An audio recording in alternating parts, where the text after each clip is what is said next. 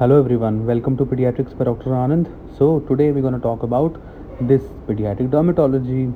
So what do you think? What are this patchy areas? Can you appreciate, yes or no? First you should try to appreciate. Can you see them? These white areas, patchy areas, this kind of macules where there is only change in the color, like discoloration, that is known as macule, right? Can you see that? So what do you call this condition?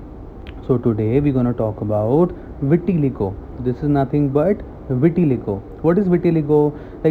If I talk in simple words, this presence of this white patchy areas, that is nothing but vitiligo. That is the first point. Okay, if I talk about proper definition, so vitiligo, it is a acquired.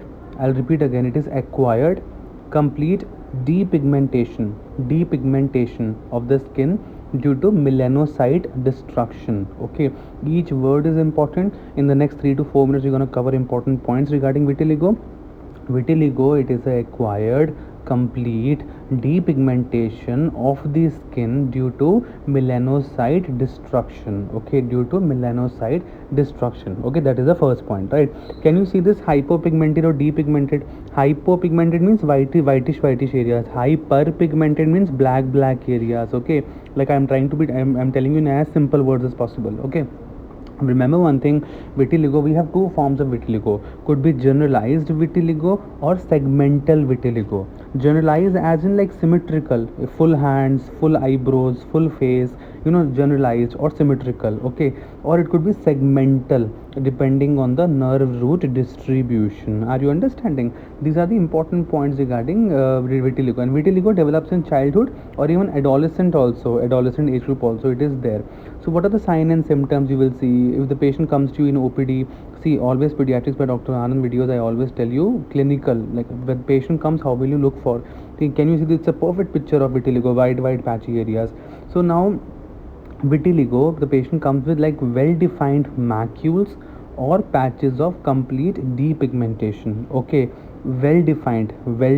Can you see this? Well defined, like they are defined macules or patches of complete depigmentation. Depigmentation means skin is completely white. Can you see, right? Depigmentation, skin is completely white, right? And it can begin with little areas of hypopigmentation, then followed by depigmentation, like that. Are you understanding? And which are the areas most commonly involved? Neat PG question number 1. So the areas more prone for this are the areas more prone for trauma, like knees, elbows. Areas which are more prone to trauma, like knees and elbows, are the most frequently involved in vitiligo. Okay, that you should know. And generalized vitiligo, I have already told you, involving the arms, legs, periorbital areas, even involving to larger areas. Whereas localized segmental vitiligo, it has a dermatomal distribution. Are you understanding? These are the important points, very smart points, which you should in general as a pediatrician, even as a dermatologist, you should know regarding vitiligo. And one of the causes is like unknown cause for this vitiligo. There are the important causes which you should know for vitiligo are: number 1, unknown causes; number 2, could be familial. Okay, number 3, very important, could be autoimmune factors. You need to rule out autoimmune diseases in the case of vitiligo, whether the patient is not having any thyroid issues, hypo or hyperthyroidism, whether the patient is not a case of diabetes mellitus. So autoimmune disease also you try to should look out. Okay, and what are the differential diagnoses, like this white patches, what all conditions you can see? So remember, like these patches you can see in pityriasis alba, tinea versicolor, and P baldism, PIEBALDISM. So this also important 3-4 differential diagnosis: pityriasis alba, tinea versicolor, and P baldism. And how will you rule out these differentials from normal vitiligo? See, pityriasis alba means white. Okay, so pityriasis alba will be again poorly defined areas of macular hypopigmentation. That's very important. You don't see depigmentation in pityriasis alba, you see hypopigmentation. Depigmentation will be totally white patch. Okay, that you should know. So pityriasis alba, the differentiating features are: it is poorly defined areas of macular hypopigmentation, and often there is a little associated scaling is also there, and atopic history is also common in a case of pityriasis alba. How will you rule out vitiligo from tinea versicolor?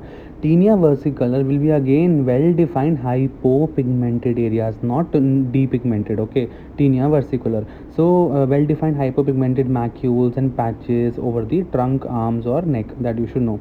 Okay, and P baldism. What is P baldism?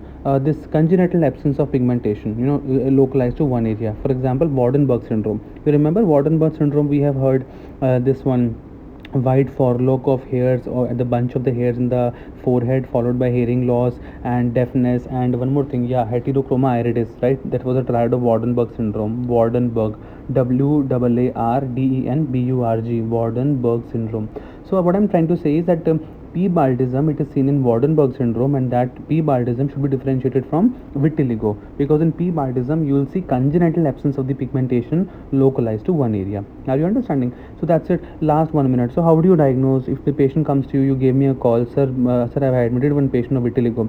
So how do you diagnose this patient? It is a clinical diagnosis. Clinical diagnosis based on the typical features like well-defined macules or patches of depigmentation. Depigmentation. That's again I'm stressing. Total white patch. Can you see in his eyes? Total white patch. Right. Very good. Yeah, and that's it finishes, and that what you called even you can do distinction also between the hypopigmentation and depigmentation by examining the patient using a wood lamp in a darkened room. Okay, wood lamp in a darkened room, WOOD, wood lamp. You can differentiate hypopigmentation from depigmentation by examining the patient using a wood lamp in a darkened room.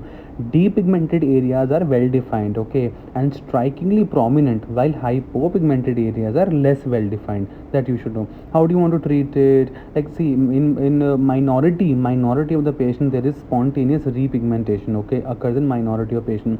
And okay, what do you want to give? Options we have, like we have systemic agents and we have topical agents. Again, topical corticosteroids we have, topical calcineurin inhibitors we have, like tacrolimus or pimecrolimus, like PIMECROLIMUS, pimecrolimus, okay, for the facial lesions. And also you have this photochemotherapy is also very good. It has this photochemotherapy. It use this Soralins plus ultraviolet A. Okay, I mean that will be too much for you, so in general you should know topical corticosteroids, topical calcineurin inhibitors, and photochemotherapy. Yeah, that was all about regarding vitiligo. And the patient who are not desirable for medical therapy, you can give them this application of the camouflage cream, or like a sunscreen.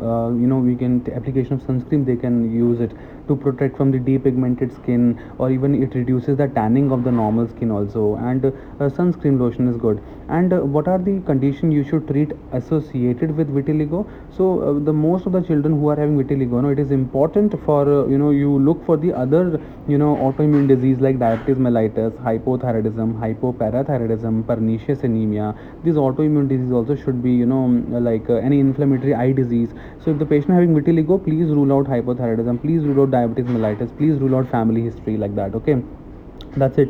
So yeah, that was all regarding the vitiligo. Thank you so much for watching. If you want to join our WhatsApp group for pediatrics one liners and videos, you can WhatsApp your name on 9999897081. And thank you so much. Bye bye.